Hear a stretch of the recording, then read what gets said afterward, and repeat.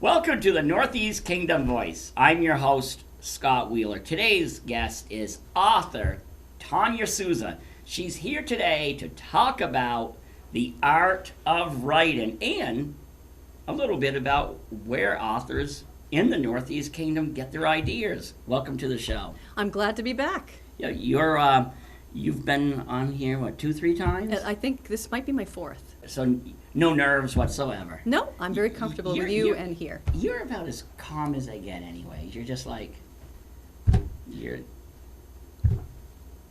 Well, the coffee is decaf in the morning. Does that help? Yeah, I don't know about decaf. That's, I don't know why somebody would drink coffee if they're not going to put caffeine in it. Okay, so you're an author and you're also a teacher. Yes. Which one do you like better?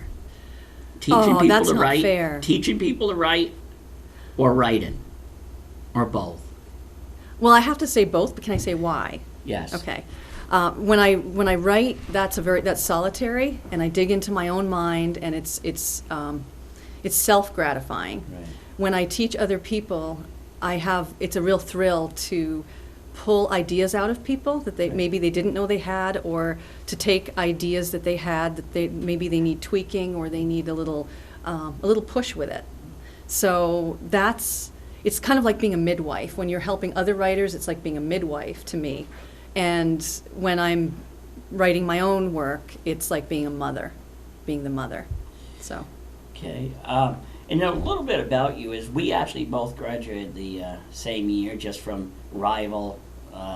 You graduated from the bad school, Right. and I graduated from the good one. That could be true. I Yeah. graduated from North Country. You graduated from Lake Region with Right. my wife. Right.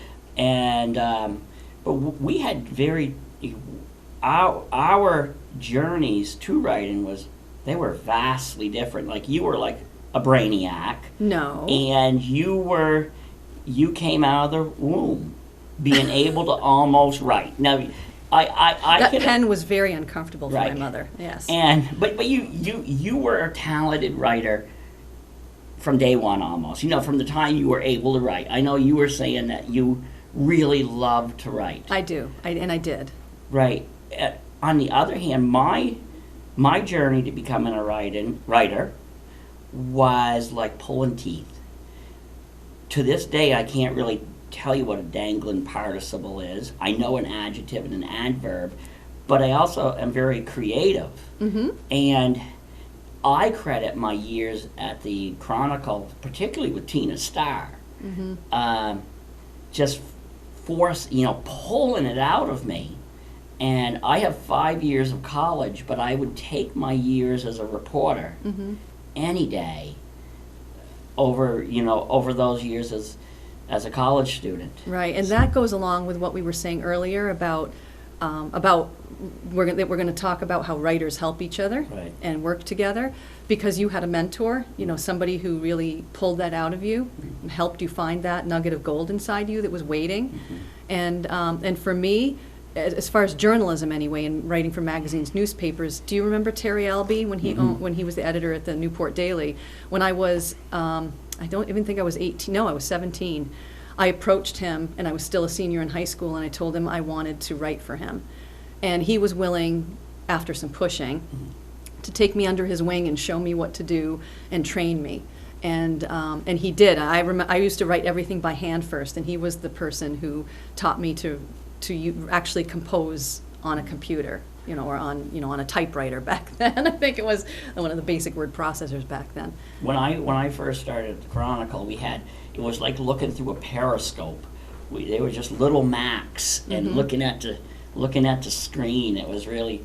Hey, about Terry though is, a lot of people who didn't know Terry well, he kind of sputtered, he kind of grumbled. Oh yes. And but you do know he had a heart of gold. Oh, he did. And he did. He loved his trade, but he had he liked to sputter and grumble, and but get right down to it. He was a great guy. Oh yeah, and actually he's I'm basing a character. I'm writing another novel. I'm working on it if it ever gets done. Right. And I have a character in there who's based on Terry, who does that kind of thing. He kind of sputters and acts like he's very grouchy and curmudgeonly, but clearly is very. I give hints in there that show how very feeling he is. So since we're talking about writing and Terry's name came up, there's the one story I always remember about him. It was when there was a fire at the Border Motel, and I was with the Chronicle. He was with the Daily. We both arrived at the same time. And this also goes towards helping each other, which you wanted to talk about. And it was either late at night or very early in the morning. And I'm taking photos, and all of a sudden I hear G.D. Wheeler, and he didn't say G.D. He says, "Can I borrow your batteries out of your flash? One of my kids took the batteries out for his Walkman." Oh no! And so once I got done taking photos, I gave my competitor my batteries, and he went about taking photos. Now that goes on to what you wanted to talk about, the collaboration between writers. Right. In this area, I don't know if it's just in this area because I've traveled some, but I've never lived for any length of time anywhere else. Right. But what I've seen, and I don't hear from other writers, is that in the Northeast Kingdom, there is an incredible camaraderie of writers helping other writers in any number of ways. Sometimes they hire each other. Sometimes they do something for free. They volunteer to assist each other in any way, shape, or form. It's just incredible.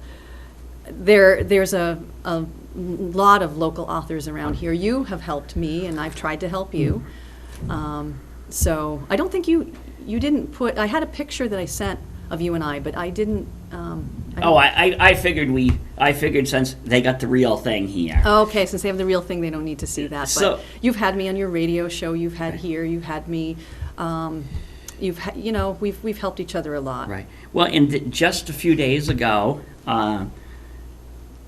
Jerry Johnson from Albany, who was a poet, he was telling me he's helping somebody write a novel, and it includes a segment was based in the early 30s during Prohibition. Well, my first book was Rum Runners and Revenuers, Prohibition in Vermont, and even though it's going to be fiction, just because something's fiction, you need to have the core facts. It's like, for example, the year that he was looking at, I says, "No, Jerry, Prohibition was over with by that point." Right. And then he wanted to know what kind of stills may have been used here.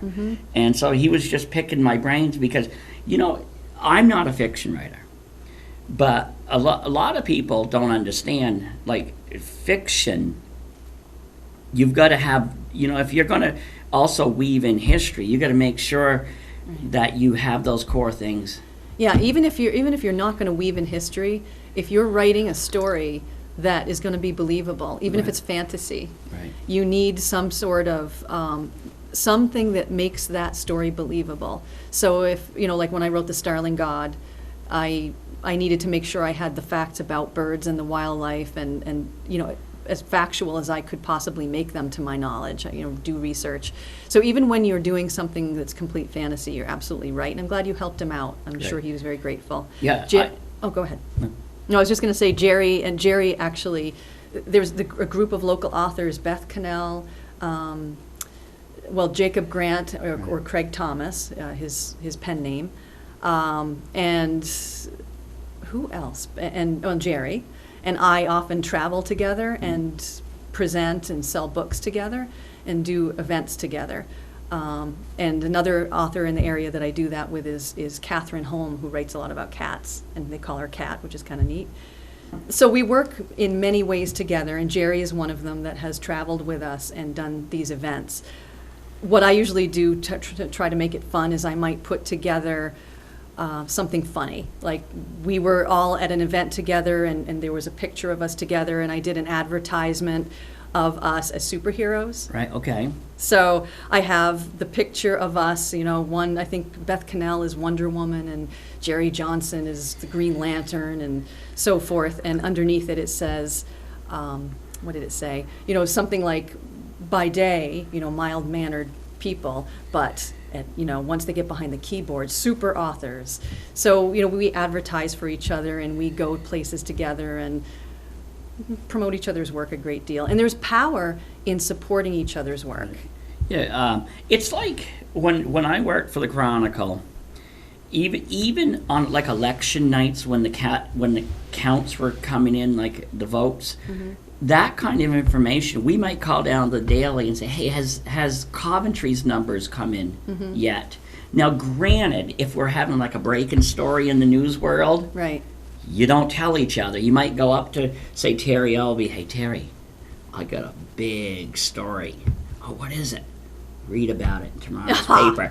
Those kind of things. Because even in the newspaper, but we can't really talk about collaboration without talking about the giant who passed away January 29th, Howard Frank Mosier, because I think in one way or another he helped inspire many local authors to go about their... Absolutely. He would read manuscripts. He commented on, I think, yours too, and he gave me a blurb for the Starling God. When I had the Radiant Hen Company, he read one of the manuscripts, and he actually took a poster of the book's cover, an advertisement with him around on his book tour, and handed it out to bookstores. I mean, he was and is a very special human being. Yeah, with me and Howard, my wife's family goes way back with Howard, but he was the one who gently encouraged me to write my first book, Rum Runners, when I, because I was musing about the fact, I'd never written a book, but I had written about Prohibition when in a history series at the Chronicle, and I was musing about the fact that, geez, I'm about 20 years too late because most of the rum runners are gone. He says, you're right. But he said in 20 more years, we're all going to be gone. And nobody else had done it in Vermont, had actually interviewed people involved with Prohibition on one side or another. And so, he was right. It should have been 20 years before me it had been done. But I did capture, I think that he said, the last vestiges of that era. So, it's just a little, and the good thing about Howard was, in the writing world, you don't want somebody, it takes a special person too. Like, having my wife read my manuscripts and asking her for feedback isn't the best thing to do, because you need somebody who's going to be honest with you. And I don't mean that in a negative form. Because, like, if she says it's good, that means it stinks. And if she says this is really good, okay, it's okay. But you need somebody to be honest with you. Yeah, and it's nice to have people who are in the business, who write as well, as who know a little bit about, and more than a little bit in Howard's case, obviously, about how to put a story together and what works and what sells and what's compelling. I mean, it's good to get sort of, a person who doesn't write for a living to do it, because then you get the reader's perspective, and then somebody more polished like Howard, who would have a different take on it. So yeah, it's going to be a loss not having him available to pester anymore, saying, "Would you read this?" I think on the positive side is. Many of his disciples have gone on, and they've become writers themselves. And so a little bit of him will be around. His last piece, I believe, his last piece of work was his own obituary. He wrote his own obituary, which I do plan on doing once I realize that I really am not immortal. You're not? No, that's what I've been told. Well, and you know what? Now we're at the half-century mark. Getting to be a little more real, even though it's funny. I've told you this before. You never age. You never age, and silver-tongued devil. So, who else would you like? Well, I wanted to say, since you brought up Howard, one other person. Howard, certainly had an effect on me even from childhood, because he was in the Irisburg community, and I wrote about that for you. Right. But he was there as a writer making a living, and I already knew, like you said, that when I was a child that I wanted to be a writer. That's what I thought I wanted to be, and he was doing it. So he was very inspirational. And then another person in Vermont who is also passed away now is Ronald Rood. This is one of his books, A Land Alive, that he wrote many, and about the natural world. He was a naturalist, and he was a nonfiction writer, but he wrote in a very, what we would have called now creative nonfiction. He wrote that way before it was a term. And I loved his stories, and I loved how he described the natural world in such a humorous and beautiful way. And I wrote to him once and asked him some questions for a report when I was a freshman in high school. And I got a phone call out of the blue at my family home, and my mother said, "Tanya, it's Ronald Rood." I was paralyzed. I was totally starstruck. So I got on the phone and I talked to this man, and he kept trying to engage me, and, what would you like to do and what do you like to write? I was so nervous I could hardly say a word. But he called me, and the fact that he put time into me as well as reading his actual writing was a huge influence. So that was another way that maybe it wasn't an NEK writer, but a Vermont writer took the time to call this very young woman and give me words of encouragement and wisdom, and even though I was a ninny on the phone because I couldn't think of anything to say. So. Well, that happens almost every year for me. It happens all the time in the sense of young people working on reports will contact me, but particularly, and this year it didn't, but every year they have the History Expo. People will, the teachers will have their students, maybe a student or two contact me to see what I have in my vast trove of old photos that I have on digitalized. Like, I know one year somebody used them to make a project on prohibition. So I'm always willing to help. Yes, you are. Yeah, people, you're very important in the writing community, Scott. Thank you. Thanks. Yeah, I don't think, the arts community has really come together. The art community. I know writing's a form of art, but I mean, like, those people, the art community, seem to have really pulled together. And I think the writers are slowly starting to form, a coalition, a loose-knit coalition. We kind of know, figuring out who's who. It's like, for example, Beth Cannell, I contact her on a regular basis as well. Yeah. And it's always nice to see somebody else pop up out of the woodwork. One guy who most people don't know here, have you met Ted Hoagland? Yes, I have. Ted, like as Howard said, Howard used to say he was a nobody compared to the world when it came to Ed or Ted Hoagland. He's a summer resident here who lives without electricity, and he comes up here and writes a meager amount every day. He has to know every word he's going to put down. He's considered the world's renowned essayist. I know he is. Yeah. So, all right, where do you get your ideas? Because you're going to be teaching a class on this, right? I am. I'm going to be teaching a class at CCV, an actual course. They haven't said it yet, but they're looking at, I think they're looking at summer.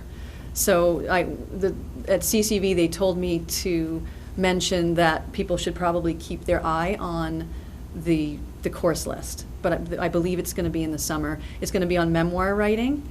Because a lot of people have stories to tell, but they're shy. A lot of people are shy of their own life and their own experience. And they don't realize that their lives are interesting because they live it every day. So it doesn't seem so magnificent, but everybody has amazing stories to tell. So that course is going to be a great deal about people who they suspect they might have a story to tell, but they're not sure. They're not sure how to go about it, and they can come and I'll help them pull their ideas out. My thoughts are, even the fantasy, come largely from life and memory and experience, because I think that's what we all really write about. Right. Well, it's like, for example, when salmon was king, Voices from the Clyde River. That came about a little bit by memory, but a little bit about interest in fishing, a little bit about history. Is growing up on the Clyde River. that river, the fishery, has a rich history. And I didn't just write about, so I start out with my memories, just in the intro. Right. But then I weave in the history of it. But whereas you write fiction? I write nonfiction and fiction. Right, nonfiction. So. But what I do is I actually interview people. I tell people I write history, but through the words of the people who lived it. Mm-hmm. As in, I sit down with my people, and they tell me their stories, and that's how my books come to life. Right. And what I do is, like I mentioned, the novel I'm working on now, I take pieces and parts. I describe places I've been, as part of the setting.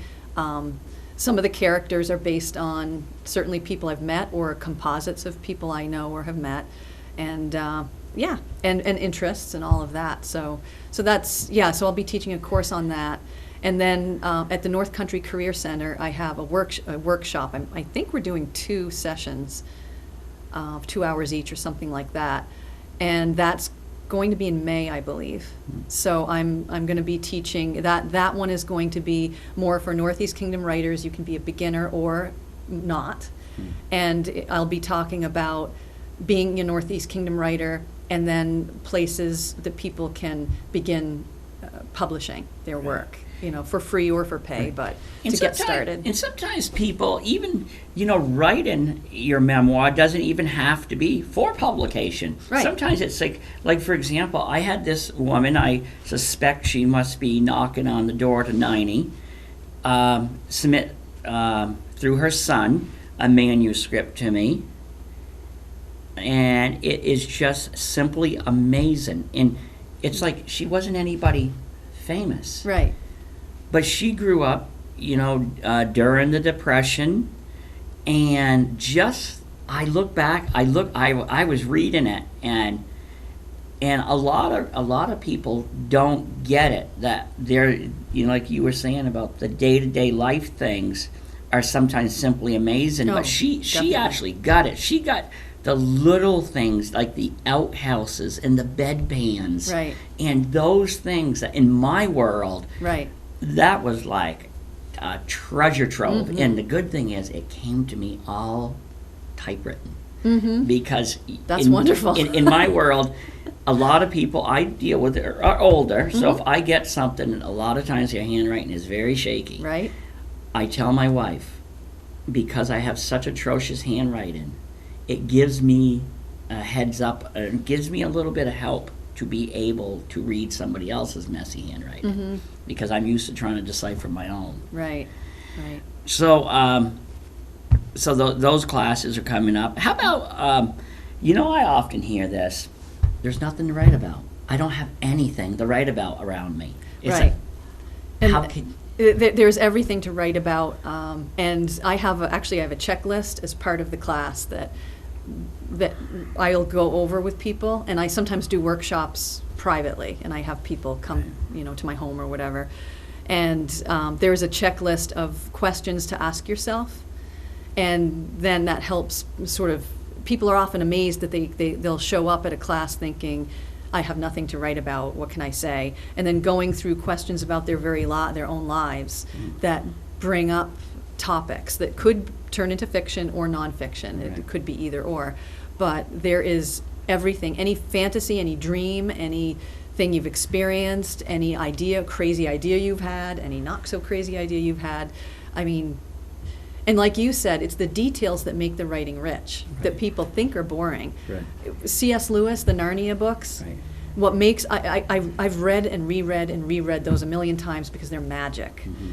And I realized maybe the 100th time I read them, what I think works so well is that it's fantasy, but it's the things that happen in that other world, in that fantasy world, that we all do. It's the eating the fruit and how he describes eating and the taste of it, and the sights and the sounds and the very, very real things, even though it's kind of transient, but it's the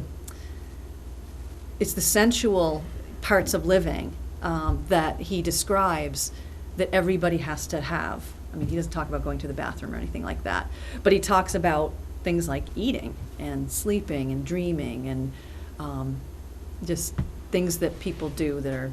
It's funny you mentioned the going to the bathroom thing. Oh, One of my no. most memorable people, because when I'm interviewing older people, a lot of times they're very blunt.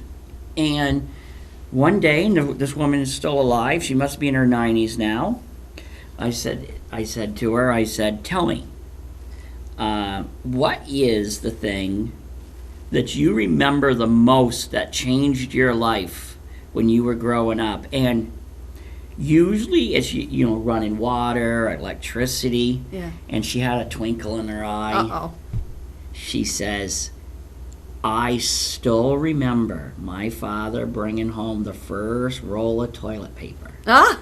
Because before that, they used a Sears and Roebuck's catalog. Oh, my God. And so she still remembered, and her father telling her, okay, 2 squares, that's it. And she said, we didn't really listen to him. Right. And so, but now I'll put where, you know, if you ever have people who really want to, you know, interview people, is I find it a lot of fun to interview people, because, you know, I've interviewed hundreds of older people, and a lot of times when I get done writing an article about them, their families are like, I never knew that. Right. It's like my suddenly this last year, I ran into this World War II POW.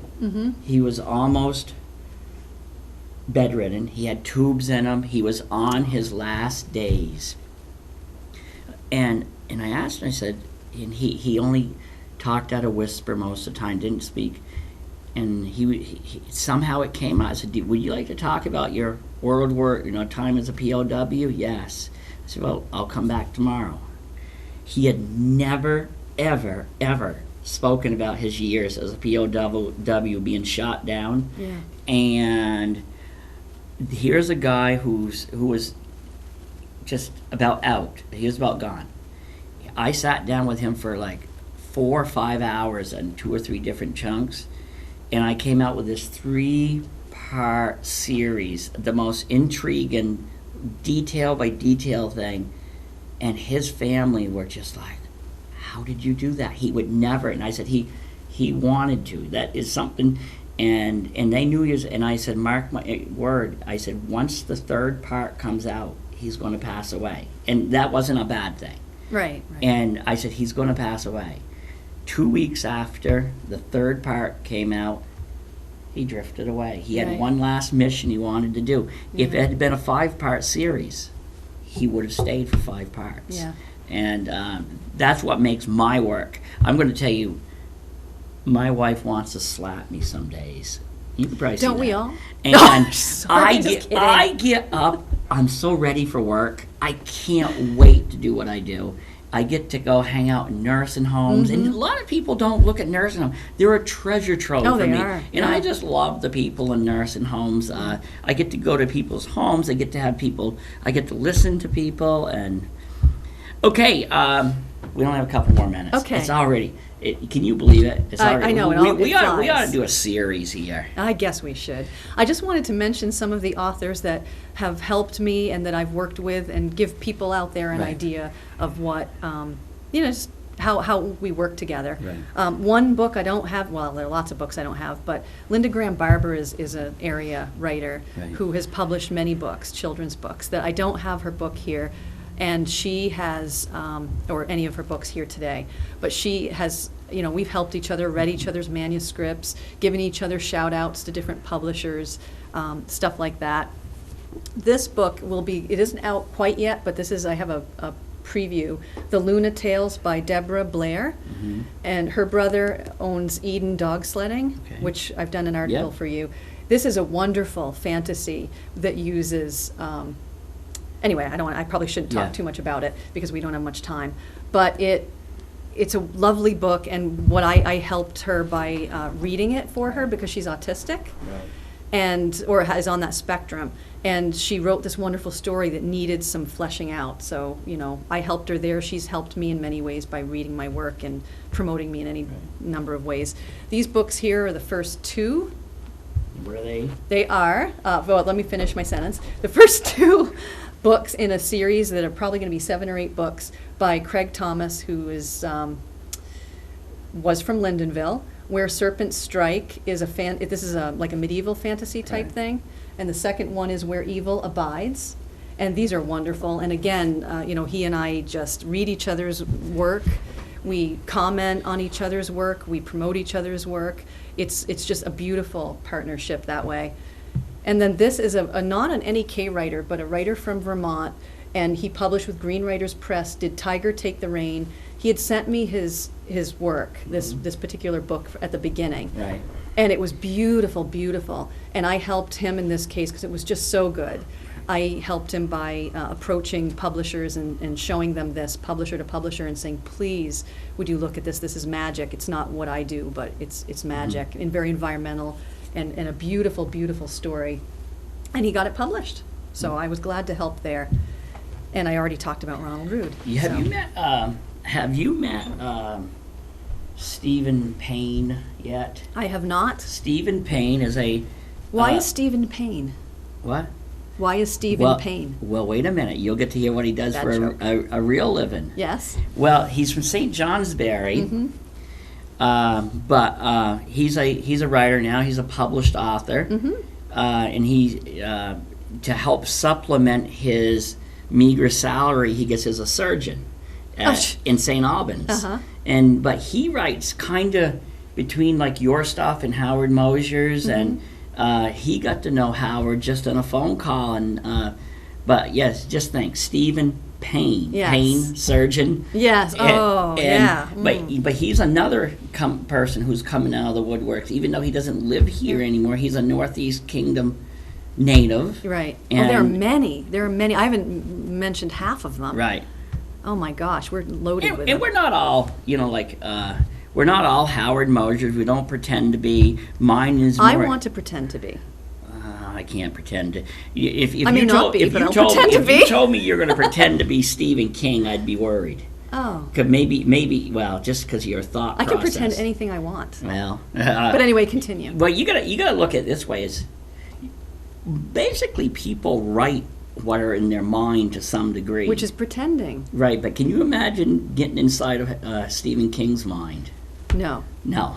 and I bet you couldn't write that stuff either. No, I could. I have a novella that I never finished. I mean, I finished, but I would need to. So if I asked, you would be surprised. So you occasionally do articles for me. I doubt you could find it within your creative ability to go cover a story at a butcher house. Sure, I could. Oh, you could. Of course, I could. Why couldn't I? Oh, I didn't. I didn't figure you could. I can steel myself to do anything. Huh.